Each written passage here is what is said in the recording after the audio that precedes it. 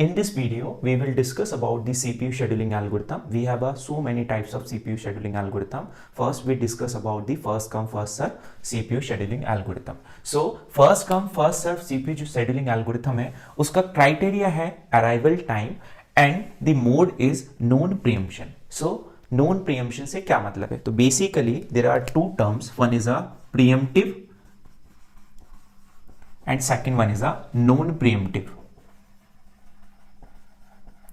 So pre-emptive and non pre-emptive का क्या मतलब है? नॉन प्रीएम्प्टिव का मतलब है कि सपोज आपके पास एक प्रोसेस है, प्रोसेस रेडी स्टेट में है, रेडी स्टेट से प्रोसेस रनिंग स्टेट में जा रही है, तो प्रोसेस का जो भी बर्स्ट टाइम होगा अकॉर्डिंग टू बर्स्ट टाइम, जितना भी उसका बर्स्ट टाइम होगा, यदि उस प्रोसेस को कोई इनपुट आउटपुट की रिक्वायरमेंट नहीं मिल पड़ती है, इट मींस रेडी स्टेट से रनिंग स्टेट में ले जाने के लिए जो प्रोसेस आपकी गई, लेट सपोज P1 है, P1 रेडी टू रनिंग में गई और ये P1 अपना पूरा का पूरा CPU यूटिलाइज करती है, इट मींस पूरा का पूरा बर्स्ट टाइम इसका यूटिलाइज करती है। यदि इस P1 को कोई इनपुट आउटपुट की रिक्वायरमेंट नहीं है और हम एज्यूम करके चल रहे हैं, जितने भी न्यूमेरिकल्स हम इस वीडियो लेक्चर्स में देखेंगे उसमें हम ये एजम्पशन लेकर चल रहे हैं कि इनपुट आउटपुट टाइम को हम नेगलेक्ट करके चल रहे हैं, मतलब इनपुट आउटपुट टाइम हम नहीं कंसीडर करके चल रहे हैं, हम ये एज्यूम करके चल रहे हैं जितनी भी प्रोसेसेस हैं उनको सिर्फ CPU टाइम ही लग रहा है। सो रेडी स्टेट से रनिंग स्टेट में P1 प्रोसेस गई, P1 प्रोसेस अपना पूरा बर्स्ट टाइम यूटिलाइज करेगी, मतलब पूरी वो चलेगी, तो वो कहला गया नॉन प्रीएम्प्टिव एल्गोरिथम। और प्रीएम्प्टिव एल्गोरिथम का मतलब होता है, प्रीएम्पशन से इसका मतलब ये होता है कि कोई पर्टिकुलर अमाउंट तक एक प्रोसेस चले, देन उसके बाद में वो प्रोसेस वापस रेडी स्टेट में आ जाए और उसके बाद में फिर से दूसरी प्रोसेस किसी पर्टिकुलर अमाउंट के लिए चले, फिर वो रेडी स्टेट में चल जाए, मतलब साइमल्टेनियसली पैरेलली आपकी प्रोसेसेस चलती रहे, एक के बाद एक प्रोसेस चलती रहे, सबको अपना वर्स्ट टाइम यूटिलाइज कर पाए, या फिर एक पर्टिकुलर टाइम क्वांटम के लिए वो प्रोसेस अपना पर्टिकुलर, लाइक फॉर एग्जांपल हर एक प्रोसेस का हमने सपोज हमारे पास P1, P2 and P3 3 processes हैं और तीनों प्रोसेस का वर्स्ट टाइम 555 है। So first process P1 1 nano second के लिए चला दी, देन फिर वो रेडी स्टेट में आ गई, P2 उसके बाद में 1 नैनो सेकंड चल गई, फिर वो रेडी स्टेट में आ गई। इट मींस मल्टी प्रोग्रामिंग और मल्टीटास्किंग वाला कॉन्सेप्ट है ये। तो मल्टी प्रोग्रामिंग मल्टीटास्किंग अचीव करने के लिए we have a preemptive algorithm. Now come to the first come first serve algorithm. Suppose we have given process ID, we have a process P1, P2, P3, P4, arrival time given है हमारे पास 0, 1, 2, 3 and worst time given है 8, 3, 5 and 2. Now अब इसके लिए हम process state diagram के through यदि इसको समझने की कोशिश करें तो रेडी स्टेट में मेरे पास कौन सी प्रोसेस पहले होगी वो डिपेंड करेगा इसके क्राइटेरिया पे। क्राइटेरिया इज अराइवल टाइम, मतलब जिस प्रोसेस का अराइवल टाइम सबसे कम होगा वो प्रोसेस मेरी रेडी स्टेट में आएगी। तो रेडी स्टेट में अभी मेरी कौन सी प्रोसेस आ गई? P1 रेडी स्टेट में है।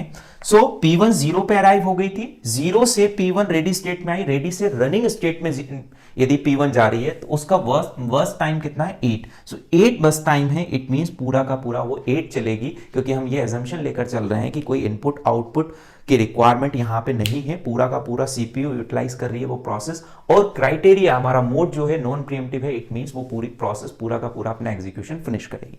देन उसके बाद में criteria first come first serve का ये है कि जो भी प्रोसेस पहले आ रही है अकॉर्डिंग टू अराइवल टाइम वो प्रोसेस पहले एग्जीक्यूट होगी। डजेंट मैटर उसका वर्स्ट टाइम कितना है और कितना नहीं, उससे कोई फर्क नहीं पड़ता उसके अराइवल टाइम पे। तो फर्स्ट P1 अराइव हुई तो P1 चल गई, 8 पर ये सारी प्रोसेसेस अराइव हो गई, तो अकॉर्डिंग टू प्रोसेस ID जो प्रोसेस पहले आई है वो प्रोसेस नेक्स्ट एग्जीक्यूट होगी। इट मींस रेडी स्टेट में P1 एग्जीक्यूट होने के बाद में रेडी स्टेट में we have a P2, P3 and P4 तीनों की तीनों प्रोसेसेस हैं। इन तीनों प्रोसेस में से P2 का क्योंकि प्रोसेस ID फर्स्ट है तो ये सबसे पहले एग्जीक्यूट होगी, देन सेकंड, देन थर्ड। तो P2 पूरा एग्जीक्यूट होगा, 3 नैनो सेकंड के लिए चलेगा, तो 8 + 3 is 11। Now P3 11 + 5 which is 16। Now P4 16 + 2 18। So P4 कितना चल रहा है हमारा? 18। सो this is the Gantt chart for AppCFS scheduling algorithm. Now we need to calculate the completion time और arrival time और turnaround time, ये basic requirements हैं। यदि क्वेश्चंस कोई भी आता है गेट में, नेट में या आपके यूनिवर्सिटी एग्जाम्स में, सो आपसे पूछेगा कि calculate the average turn around time and average waiting time, तो उसके लिए हमें कंप्लीशन टाइम पता होना चाहिए। कंप्लीशन टाइम हमने लास्ट लेक्चर में हमने डिस्कस किया था और हमने ये देखा था कि P1 कितना CPU यूटिलाइज कर रही है, तो CPU यूटिलाइज कितना किया उसने 8, सो P1 का कंप्लीशन टाइम हो गया 8, P2 का कितना हो गया 8 + 3 11, ऐसे P4 का 16, ऐसे P3 का 16 एंड P4 का 18। This is the completion time of all the processes. Now calculate the turn around time, calculate the turn around time TAT, turn around time equals to completion time minus arrival time. It means process कब complete हुई, किस पे आई। सो P1 के turn around time की बात करें तो P1 का कंप्लीशन टाइम है 8 माइनस P1 का अराइवल टाइम है 0, सो turn around time of process P1 is 8। ऐसे P2 का 8 माइनस 11 माइनस 1 10, ऐसे P3 का 16 माइनस 2 14, 18 माइनस 3 P4 का 15। This is a turn around time. Now calculate the waiting time. Waiting time equals to turn around time minus burst time. So waiting time यदि हम calculate करें waiting time, so turn around time minus burst time, तो P1 का यदि waiting turn around time देखें तो 8 minus burst time कब आया था वो 8 पर, so 0। It means process P1 ने 0 वेट किया, उसने कोई भी वेट नहीं किया। प्रोसेस P2 की बात करें turn around time minus burst time, तो 10 minus 3 7, 14 minus 5 9, 15 minus 2 13। This is the waiting time of all the processes। अब कैसे वेटिंग टाइम, सो यदि मैं P3 के वेटिंग टाइम की बात करूं तो P3 ने कितना वेट किया है, सो P3 ने 9 वेट किया है, बिकॉज कि P3 का यदि हम देखें तो P3 यहां पे 11 पे कंप्लीट हो रहा है, बट 11 यदि P2 11 पे कंप्लीट हुआ तो P3 का वेटिंग टाइम 11 होना चाहिए था, बट P3 अराइव ही 2 पे हुआ है, तो 11 माइनस 2 विच इज 9। P4 का यदि हम देखें तो 16 P4 is 16 minus 3 which is a 13, so this is the waiting time। Now calculate the average turn around time equals to sum of all the turn around time 8 plus 10 plus 14 plus 15 divided by number of process, so